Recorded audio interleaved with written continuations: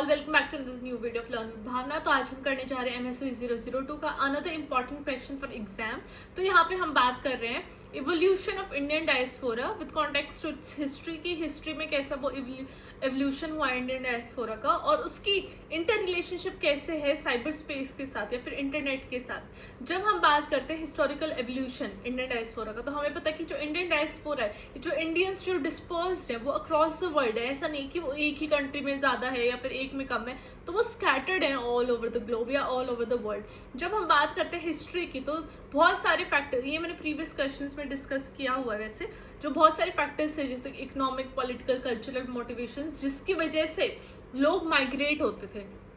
जो different parts of the world है, different parts of the world है, वो अट्रैक्ट करते थे, उनको अपनी तरफ खींचते थे, राइट। एक तो होता है पुल फैक्टर, एक होता है पुश फैक्टर। तो वो पुल फैक्टर आ जाता था कि जो दूसरी कंट्रीज हैं उसकी तरफ लोग आकर्षित होते थे, इसलिए वो माइग्रेट करते थे। जब हम साइबर स्पेस की बात करते हैं, इंटरनेट की बात करते हैं, तो हम देखते हैं कि एक इंटरकनेक्टेडनेस आ गई है ग्लोबल सोसाइटी के अंदर। और जब इंडियन डायस्पोरा ने ये देखा कि कम्युनिकेशन उतनी है, कोई गैप नहीं आ रहा है, कल्चरल एक्सचेंज बहुत ज़्यादा बढ़ चुका है और कम्युनिटी फॉर्मेशन भी ईजी हो चुके हैं, तब माइग्रेशन ने एक अलग ही स्पीड पकड़ी थी। तब लोग बहुत ज़्यादा माइग्रेट हो रहे थे। डायस्पोरा जो था डिफरेंट कम्युनिटीज या different parts of the world, वो बहुत ज़्यादा बढ़ गया था, राइट।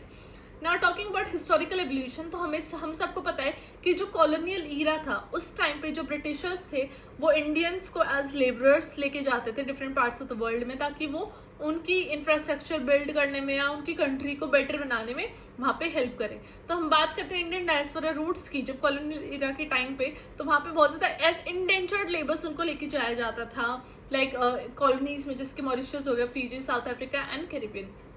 इंडेंजर्ड लेबर्स मैंने आपको पहले भी बताया कि जिन लेबर्स को जो ऑन डेली बेसिस पे लेके जाते थे, वैसे उनको ऐसे पागल बना के ले जाते थे कि आपको हम क्या कर रख रहे हैं, कॉन्ट्रैक्ट बेसिस पे रख रहे हैं, और जैसा ही आपका कॉन्ट्रैक्ट फिनिश हो जाएगा you can come back to your own country. लेकिन ऐसा नहीं होता था। उनका कॉन्ट्रैक्ट खत्म होने के बाद भी उनको वहाँ पे रखा जाता था। उनको बहुत ज़्यादा हार्श लिविंग कंडीशंस में वर्क करवाया जाता था, जहाँ पे उनकी कम्युनिकेशन ना के बराबर थी पहले के टाइम पे। वो अपनी फैमिली से बात भी नहीं कर पाते थे। लेकिन जब ये जो सर्कमस्टांसेस जितने भी ज़्यादा क्यों ना खराब रहे उनके लिए, उन्होंने फिर भी अपना जो कल्चरल प्रैक्टिसेस है उनको मेंटेन करके रखा, अपने ट्रेडिशंस को मेंटेन करके रखा थ्रू ओरल ट्रांसमिशन। मतलब कि जो उनकी अपकमिंग जनरेशन थी उनको वो ओरली वो चीज़ें बताते थे। Though they were not able to practise it, लेकिन वो ओरली उन चीज़ों को जीवित रख रहे थे, अपनी अपकमिंग जनरेशन्स को, फ्रेंड्स को, फैमिलीज को, उन सबको वो सारी चीज़ें बताते थे। Now talking about second point is post independence. Post independence के बाद क्या देखा गया, जब इंडिया ने इंडिपेंडेंस ले ली 1947 में, तो एक नई वेव ऑफ माइग्रेशन हुई थी, क्योंकि political, economic and educational opportunities लोगों को दिख रही थी अब्रॉड में rather than being in India. जब जो इंडियन प्रोफेशनल्स थे, स्टूडेंट्स थे, वो माइग्रेट होने लगे टुवर्ड्स द वेस्टर्न कंट्रीज जैसे कि US, UK and Canada and Australia.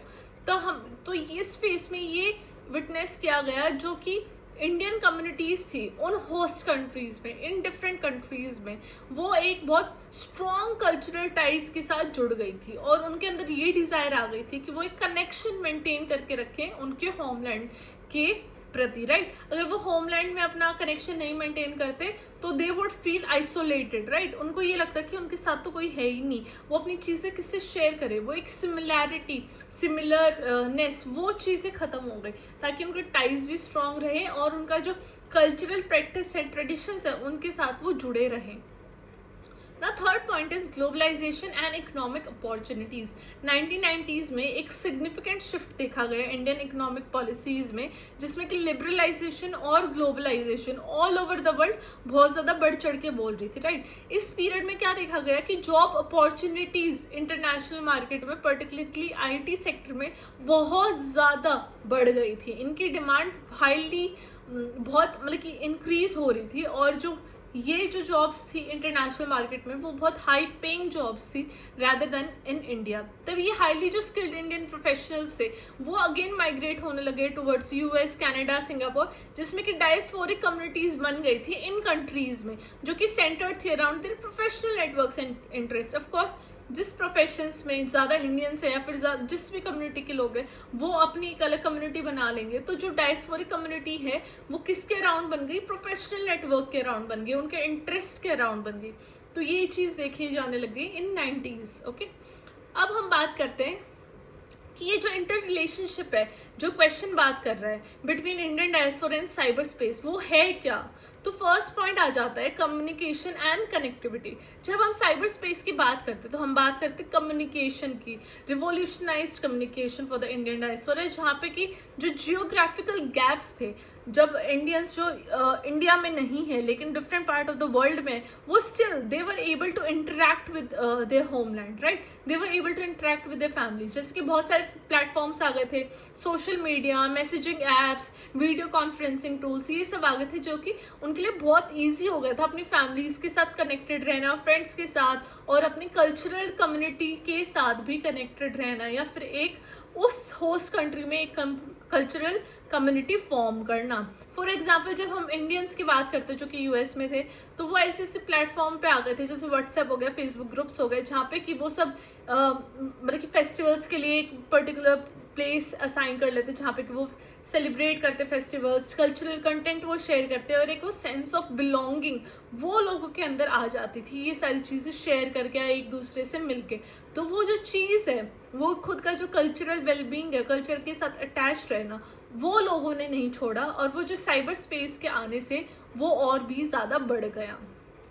Second point is cultural preservation and hybrid identities. जब हम साइबर स्पेस की बात करते हैं कि वो एक ऐसा वर्चुअल प्लेटफॉर्म प्रोवाइड कर रहा है जहाँ पे कि जो डायस्पोरिक इंडिविजुअल्स है वो एक्सप्लोर करते हैं, एक्सप्रेस करते हैं, प्रिजर्व करते हैं अपने कल्चरल हेरिटेज को। ऐसे ऐसे वेबसाइट्स हैं, ब्लॉग्स हैं, सोशल मीडिया अकाउंट्स हैं जो कि डेडिकेटेड हैं इंडियन आर्ट के लिए, म्यूजिक के लिए, क्यूजीन के लिए, लैंग्वेजेस के लिए।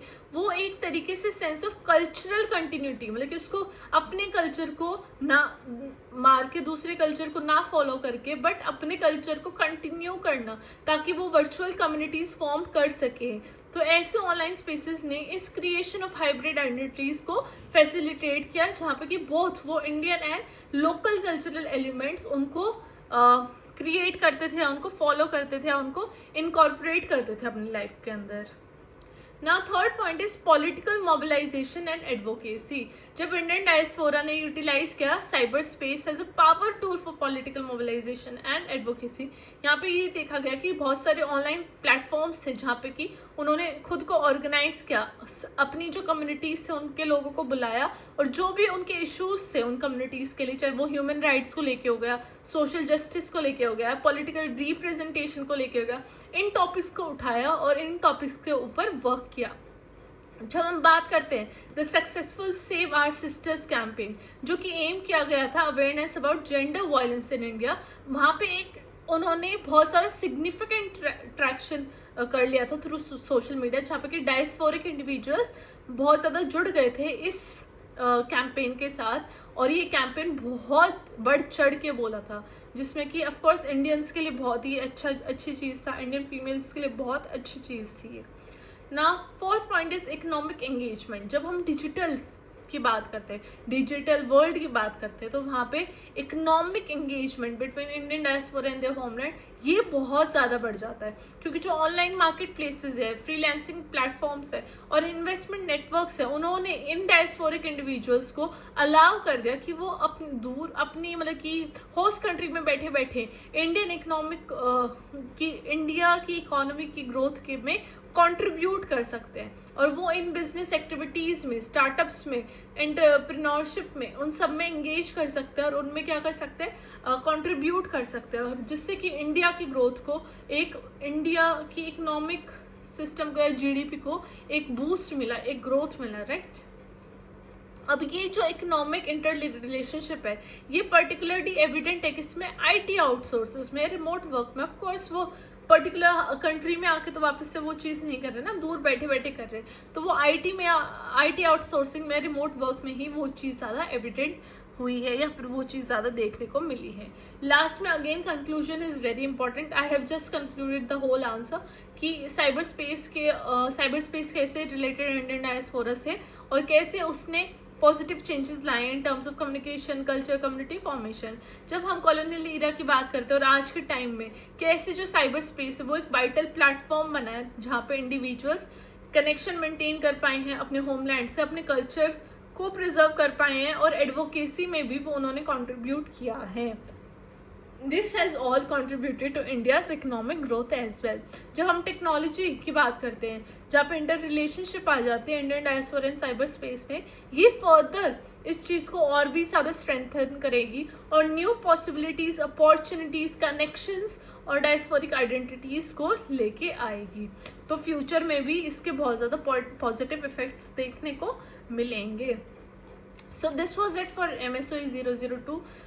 ये क्वेश्चन भी पुटअप किया था बाय सम सब्सक्राइबर्स जिनको डिफ़िकल्टी थी, तो आई होप अभी ये आपको क्वेश्चन क्लियर हो गया होगा। मेरी साइड से MSOE 002 के और कोई ऐसा टॉपिक नहीं है जो मिसिंग है। अगर होगा तो आई will surely put up the video. अगर आपको कुछ ऐसा लग रहा है कि जो आपको समझ में नहीं आ रहा तो you can comment down below. मैं सारे क्वेश्चंस पिक कर रही हूँ जो जिसमें आप लोगों को डिफिकल्टीज हैं, and I will surely make video on that as well.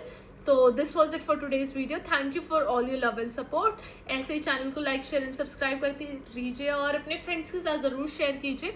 I will meet you next time. Till then bye bye, take care, study well, study hard and all the best for tomorrow's exam. सब बहुत अच्छा करेंगे। Everyone will pass with flying colours. So all the very best.